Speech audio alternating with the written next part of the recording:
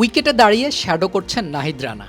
তা দূর থেকে হেঁটে যাওয়ার সময় খেয়াল করলেন মুশফিকুর রহিম। সে সময় মুশির চোখে মুখে আনন্দের এক ঝিলিক দেখা গিয়েছে, আর নাহিদ নিজের মতো করেই বোলিং করে যাচ্ছিলেন একের পর এক। এবার তার দিকে তাকিয়ে অনুশীলন শেষে ড্রেসিং রুমে যাওয়া ক্যাপ্টেন নাজমুল হোসেন শান্ত। তবুও নাহিদ বল করেই যাচ্ছিলেন, আর নাহিদের দিকে চোখ দিতে দিতেই গেলেন শান্ত। নাহিদ এক প্রান্ত থেকে বল করতে করতে ক্লান্ত হয়ে পড়লে একটু দাঁড়িয়ে থেকে প্রান্ত বদল করেন।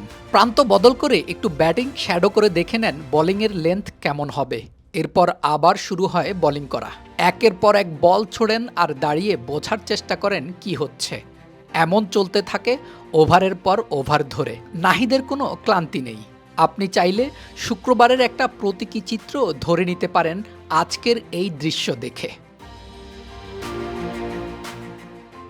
এক পর্যায়ে নাহিদ ওভার শেষ করেন আর উইকেট ছেড়ে হাঁটা দেন ড্রেসিং রুমের দিকে।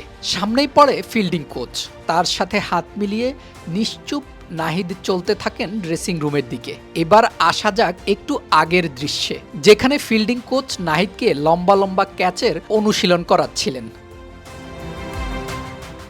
বাউন্ডারি লাইনে দাঁড়িয়ে নাহিদ দারুণ এক ক্যাচ নিলেন, আর এই ক্যাচ ধরার অনুশীলন করলেন অনেক সময় ধরে। অনেকের মনে হতে পারে নাহিদ একা কেন বাউন্ডারি লাইনে ক্যাচ ধরার অনুশীলন করছেন।